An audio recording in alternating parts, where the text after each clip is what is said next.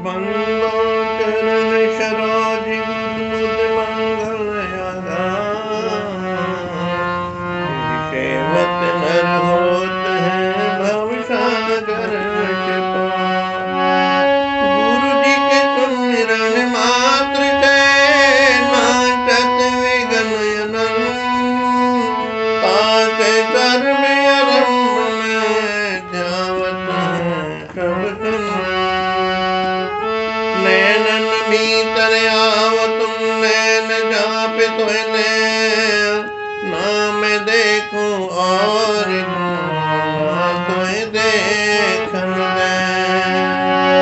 नैना की कर कोटरी पुतली पलंग बिछा पलकन की टिक डाल के सतगुरु ने और जा। नम्रता और दीनता से भेंट सतगुरु नीजिए। मैं हूँ शरणागत तुम्हारी प्रभु दास अपना कीजिए। मैं हूँ शरणागत तुम्हारी प्रभु चरणों में रख लीजिए। प्रेमियों, इसी प्रकार थोड़े समय के लिए अपनी मुख रचना को पवित्र करने हेतु अपने हृदय में इष्ट देवदाता दयाल सतगुरुदेव भगवान जी का सुमरन व ध्यान करते हुए बड़े प्रेम सहित मिलकर बोलो जयकारा बोल मेरे श्री गुरु महाराज की जय। बोलो सांचे दरबार की। प्रेमियों, शास्त्रों में भी आया है, ग्रंथों में भी आया है कि संत न होते जगत में तो जल मरता संसार। आग लगे संसार में झरझर पड़े अंगार। महापुरुष फरमाते हैं कि संतों ने ही इस जगत को संभाल के रख रखा है, क्योंकि संत रूप में ही भगवान आते हैं। दिन रात अपने वचनों से ऐसी मधुर वर्षा करते हैं वाणी से जो कि भक्तों के मन को भाती है। और उन्होंने साधना की है, भक्ति की है। वृंदावन में एक ऐसे महात्मा थे माधवदास जी, जो कि भगवान की बहुत भक्ति करते थे और साधु संतों की सेवा में रहते थे, लेकिन लताओं में छुप करके रहते थे। उनका घर गृहस्थी केवल लताई थी। लताओं में रहना, लताओं में बैठना, लताओं में छुप करके रहना। मालिक की भक्ति बंदगी केवल उनका लता ही प्रारूप बन गया था। लता ही उनका एक सहारा बन गया था। तो छिप करके जब बैठ करके मालिक की भक्ति बंदगी करते थे, भजन सुमरन करते थे। और जब संत महात्मा जन जब लंगर करते थे, शीत प्रसाद खाते थे, और प्रसाद खा करके जब वो चले जाते थे, मंदिर में आते थे और मंदिर के बाहर जो लताएं थी उसमें छुप करके रहते थे। तो जब संत महापुरुष चले जाते थे तो उसमें जो महापुरुषों का प्रसाद बच जाता था, हम ये नहीं कहेंगे झूठा बचता था, क्योंकि महापुरुषों का प्रसाद होता है, जो भी भोजन बच जाता है। और संत भी बड़े दयालु होते हैं, उन्हें पता था कि एक माधवदास संत हैं, वो भोजन के लिए आते हैं, तो उसमें थोड़ा बहुत उनके लिए रख दे जाता था। तो उनकी पत्तल में जो भी शीत प्रसाद रहता था उसको लेकर के उस भोजन को करते थे, उस प्रसाद को पाते थे और परमात्मा का शुक्रिया अदा करते थे। हे कृष्ण, तेरी बड़ी कृपा है जो तूने मुझे ये भोजन दिया, महापुरुषों का भोग लगा हुआ, संतों का भोजन लगा हुआ। अच्छा, उस प्रसाद को भी कब खाते थे? वो ग्रहण करते थे कि वो संतों की पत्तल में से हटा ला करके जो पत्तल फेंक दी जाती थी उसमें से उस प्रसाद को लाते थे और फिर उसका भोग भगवान कृष्ण को लगाते थे, और भगवान उस भोग को बड़ा चाव से खाते थे। ये नहीं कहते थे संतों का छोड़ा हुआ है, क्योंकि संतों को नहीं पता था कि ये भोग भगवान को भी लगाते हैं। और एक दिन क्या हुआ कि भगवान के भजन में लीन हो गए माधवदास जी। अब वो संत भी जो अपना भोजन करके चले गए, और प्रसाद को जब लाए इकट्ठा करके, भूख लग रही थी उनको ज़्यादा, तो माधव दास जी भूल गए। अब ये कृपा तो सब भगवान की हो रही थी और किसी के तो हो नहीं सकती, लीला तो वही घुमाने वाले हैं। अब उन्होंने जैसे ही बिना भगवान को भोग लगाए कृष्ण को, और जैसे ही मुख में डाला तो एकदम उनको याद आ गई, अरे मैंने भगवान को भोग तो लगाया ही नहीं, अब क्या करें। अचानक इसी अचंभे में पड़ गए, अब खाऊं तो भगवान को बिना भोग लगाए नहीं खा सकता, और फेंकूं तो संतों का प्रसाद है, इसका अपमान हो जाएगा। संतों के प्रति जितनी श्रद्धा भावना होती है उतना ही भगवान हमारे ऊपर रीझते हैं। माधव दास जी का ये भावना था कि अगर मैं इस प्रसाद को मुंह से निकाल के बाहर फेंक दूंगा तो महापुरुषों के संतों का जो प्रसाद है इसका अपमान हो जाएगा। इसलिए उस प्रसाद को मुंह में डाल करके बैठे रहे और रोते रहे। मैं क्या करूं भगवान, मेरे से बड़ी गलती हो गई। बैठे बैठे रोते रहे और रोते रोते उन्हें पूरा दिन बीत गया, रात बीत गई, कुछ नहीं भाई ऐसे, हे नाथ बहुत बड़ी गलती हो गई।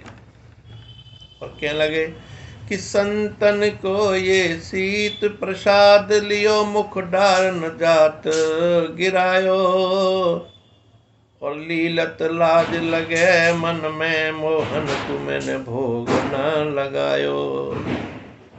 भई गति साप छछूंदर की, कहा करूं कछ सोचन पायो, पीत गयो व्यवहार विनीत, गई रजनी दिन दूसरो आयो। रोते रहे, कहने लगे अगर मैं इसको निगलता हूं तो बिना भगवान के भोग के कैसे निगलूंगा, मेरा धर्म घट जाएगा, और फेंकता हूं मुंह से निकाल करके तो संतन के प्रसाद का अपमान हो जाएगा। सांप छछूंदर वाली गति हो गई कि क्या करूं। ऐसे ही वो कहते हैं कि मोर और सांप, जब सावन के महीने में मोर को उमंग आती है तो नाचता है, और सांप उसका भोजन है, दुश्मन भी है। तो बादल गरज रहे थे और मोर को जो उमंग आ रही थी नाचने की, इतने में वह सांप आ गया और मोर ने सांप को पकड़ लिया। उधर बादल गरजे तो उसको नाचने की भी उमंग हो रही थी। तो कहते हैं कि सारंग ने सारंग गयो, सारंग बोलो आए, जो सारंग सारंग है तो सारंग निकस हो जाए। सारंग माने मोर, सारंग माने बादल, सारंग माने सांप। तो कहते हैं कि सारंग ने सारंग अर्थात मोर ने सांप को पकड़ लिया, सारंग बोलो आए, और बादल उधर से आगे गरज गरज कर रहे थे। उधर सारंग सारंग है अर्थात मोर अगर बादलों की भाषा में आकर के उमंग में नाचे तो कों को पीको पीको करेगा तो मोर सारंग उसके मुख से निकल जाएगा। आखिर करूं तो करूं क्या, यही हालत माधव दास जी की हो गई। माधव दास जी कहते हैं कि मैं संतन का प्रसाद निकाल थूक नहीं सकता, फेंक नहीं सकता क्योंकि अपमान हो जाएगा, और निगल ही हो नहीं सकता कि भगवान को बिना भोग लगाए कैसे खाऊंगा। दिन भर कुछ नहीं खाया, रात बीत गई, रोते रोते बीत गए। ओहो, भगवान भी क्या परीक्षा रहे थे। कृष्ण कहते किसी से मंजिल का पता पाया नहीं जाता, जहां मैं हूं वहां फरिश्ते भी जाया नहीं जाता। मोहब्बत के लिए कुछ खास दिल मकसूद होते हैं, कि वो नगमा है जहाँ हर साद पर गाया नहीं जाता। इठलात में जो दब जाए वो शेर नहीं होता, ताकत में जो इतराए वो कभी शेर नहीं होता। दरबार इलाही से देर तो होती है पर अंधेर नहीं होता है। रोते रहे माधव जी, मालिक के दरबार में कहते देर तो है पर अंधेर नहीं है। रोते रोते और बहुत देर हो, दिन हो गए, रात गया। भगवान कृष्ण बोले अब मेरा भगत भूखा रहेगा, तड़फेगा, चलो। और भगवान ने आकर के माधव दास जी को दर्शन दिए और कहने लगे कि माधव माधव मैं पास तुम्हारे आयो, माधव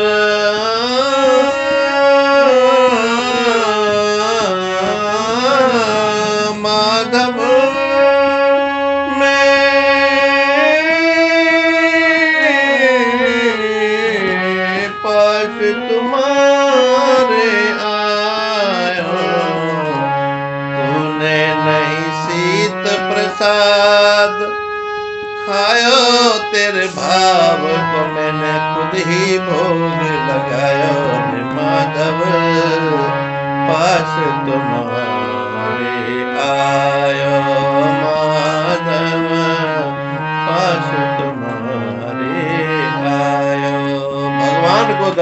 भगवान ने दर्शन दिए, माधव इस प्रसाद को खा ले, क्योंकि तेरे भाव जैसा था मैंने भोग तभी लगा लिया था। तू संतन के प्रसाद का अपमान नहीं करना चाहता और मेरे बिना भोग नहीं लगाना चाहता। जब तूने दिन और रात तड़प तड़प कर रो करके तेरा भाव मैंने देखा तो मैंने तो भोग जब ही लगा लिया था, अर्थात इस प्रसाद को निगल ले अंदर। और भगवान के चरणों में प्रार्थना करी। भगवान ने भी दर्शन दिए, चतुर्भुज रूप में दर्शन दिए श्री कृष्ण भगवान ने माधव दास जी को। माधव दास जी निहाल हो गए, भगवान के चरणों में लेट गए और प्रार्थना करने लगे। हे मुरलीधर छलिया मोहन, हे मुरलीधर छलिया मोहन, हम तुमको ही दिल दे बैठे। मुरलीधर छलिया मोहन, हे मुरलीधर छलिया मोहन, हम तुमको ही दिल दे बैठे। गम पहले से तो कुछ कम तो न थे, अजी गम पहले से तो कुछ कम तो न थे। एक और मुसीबत ले बैठे, मुरलीधर छलिया मोहन।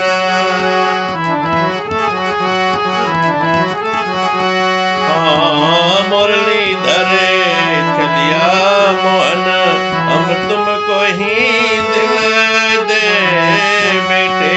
गम पहले से तो कुछ कम तो न थे, एक और मुसीबत ले बैठे, मुरलीधर।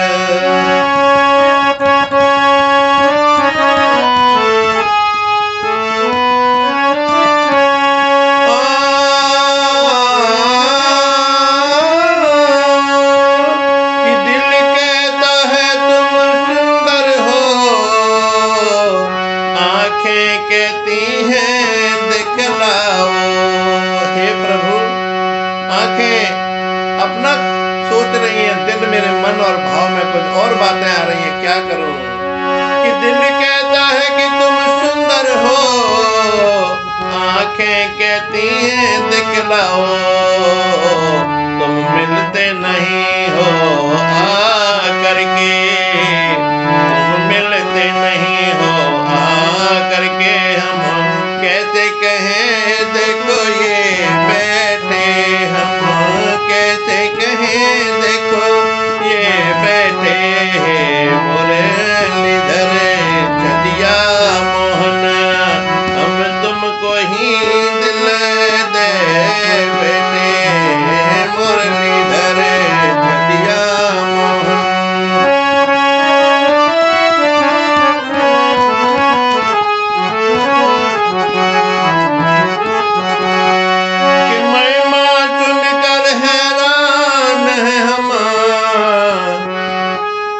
मिल जाओ तो चैन मिले,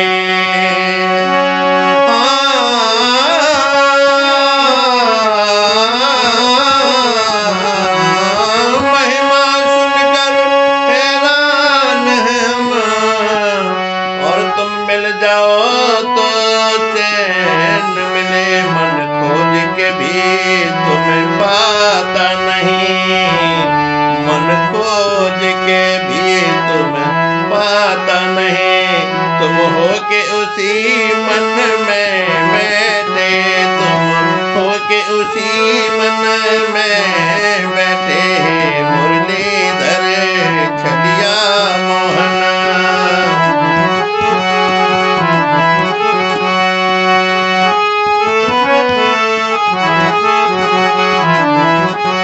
हे नाथ, आप उसी मन के अंदर बैठे हैं और मन में मेरा विचार ही नहीं ऐसा आता है। क्या करें? हे प्रभु कृपा करो। कि राजेश्वर राजा राम तुम्हें, प्रभु योगीश्वर घनश्याम तुम्हें।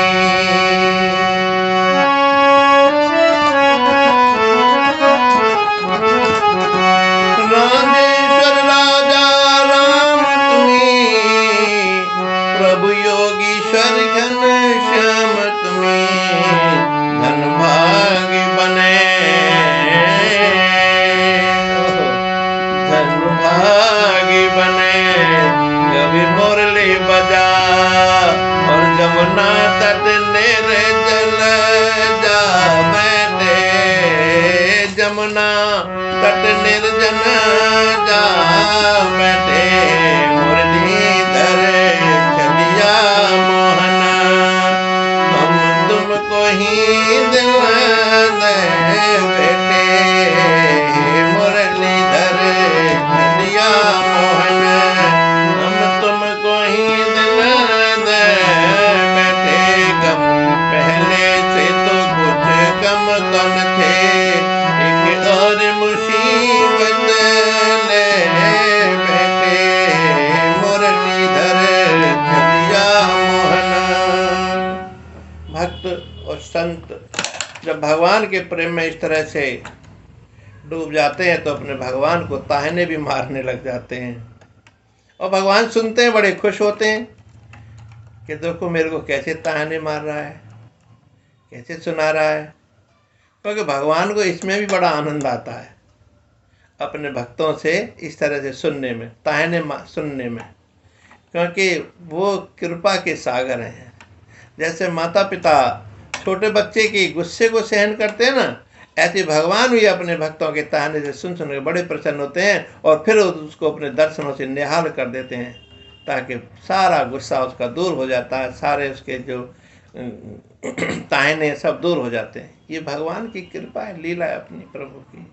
वो लीलाएं करते रहते हैं और अपने भक्तों को प्रसन्न करते रहते हैं, खुश करते रहते हैं। प्रेमियों, यही हमारे सद्गुरुदेव भगवान अपनी लीलाओं से, ऐसी ऐसी लीलाएं हमारे सद्गुरुदेव भगवान करते हैं जिनका कि कोई बखान नहीं हो सकता। ऐसी कृपा करते हैं मेरे भगवान। प्रेमियों, हमारा भी ये भाव भगवान के चरणों में इसी तरह से भक्ति से बना रहे, लगा रहे, भजन सुमिरन करते रहें उनका, ताकि परमात्मा को, सद्गुरुदेव भगवान को हमारी भक्ति पर प्रसन्नता हो और उसी प्रसन्नता से हमारा लोक परलोक सुहेला हो। बोलो जयकारा बोल मेरे श्री गुरु महाराज की जय। प्रेमियों, मेरे चैनल को, सत्संग को, भजन को आप लाइक और सब्सक्राइब और ज़रूर करते रहें, ताकि हम सब प्रेमियों की श्री गुरु महाराज के चरणों में विनती स्वीकार हो जाए और हमारी हाजिरी भी लग जाए। बोलो जयकारा बोल मेरे श्री गुरु महाराज की जय। बोलो सांचे दरबार की जय।